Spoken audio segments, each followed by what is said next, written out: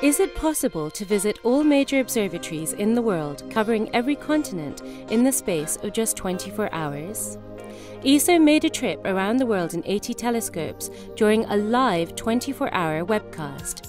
Let's go behind the scenes to find out how it was done.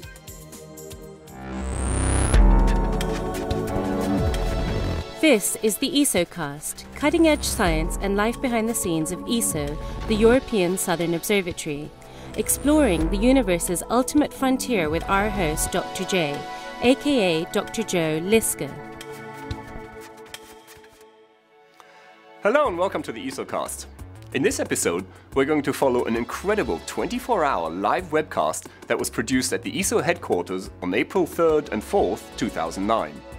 This webcast was called Around the World in 80 Telescopes, and it attracted well over 100,000 online viewers.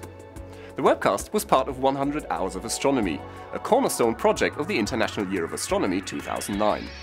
Let's now go backstage to see how this record-breaking event unfolded. The ESO headquarters in Garching near Munich in Germany is hosting the live 24-hour webcast that will follow night and day around the globe and visit some 80 different observatories on the way. This is a major technical and logistical challenge. Preparations have been underway for months, and with one day left to go, the pressure is on to get things ready. After a long, final night of testing, the morning of the webcast is here. The atmosphere is buzzing, and the project leader, Douglas P.S. Price, is pleased with the preparations. This is the culmination of a lot of extremely hard work by people here at ESO and of course at all of the observatories around the planet that we'll be visiting during this amazing 24-hour live webcast. Things are very, very busy behind the scenes, but we're getting things in place, we're almost ready to go, and we're looking forward to it. Before we delve into the rest of the day, what does it actually take to run a live webcast like this? Well, apart from having many wonderful observatories around the world to visit, you need a project leader that remains calm under pressure, a first-class production team, hilarious technical experts that put our guests at the observatories at ease, top-notch autocue operators, a web team, a professional-looking set, and 6 attention-starved presenters. Oh, and of course, an on-set blogger. Just a few minutes before the start of the webcast, and some final adjustments are made. The Gemini North Observatory in Hawaii will be the first stop in a long journey around the world. Everybody is in position as the webcast begins. Hello, you're joining us for Around the World in 80 Telescopes, a live 24-hour webcast. The webcast is a unique chance to experience a snapshot of life at many different observatories around the globe, and to find out what astronomers are actually doing at the telescopes and what they hope to discover. However, like many live events, the webcast is not without initial setbacks. Just over an hour into the broadcast, the streaming provider has a problem, leaving a blank screen for the thousands of viewers.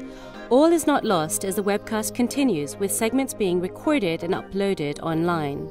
Lee Pullen of the Cosmic Diary, another cornerstone project of the International Year of Astronomy 2009, is writing a behind-the-scenes live blog. His posts keep the audience informed, so nobody is left completely in the dark. After a tense and stressful half hour, we're back on air. Once again, the telescope tour is on track. With 24 hours of constant airtime, the webcast team work in shifts. People swap in and out of their positions, ensuring a continuous presence. The webcast is running smoothly, so Douglas takes an early evening break to eat a quick meal. The menu for the event was carefully chosen in order to keep the team happy through the long hours. Although the team could have had a selection of local Bavarian dishes, they opted for a range of international foods in honor of the event. Over halfway through the webcast, the day has gone well.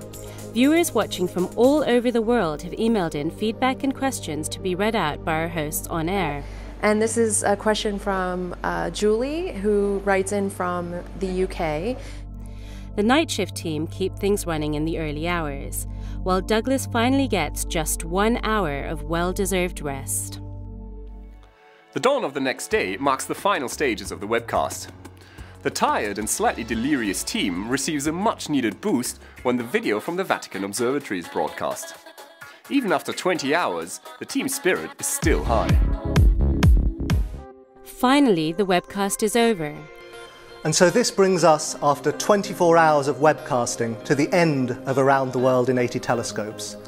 We'd also like With more than 24 hours of continuous interviews completed, the time has come to celebrate the successful event with a glass of champagne. I hope you enjoyed the look behind the scenes of Around the World in 80 Telescopes. It was an incredible event, but I'm sure there will be other spectacular outreach activities from ESO in the future.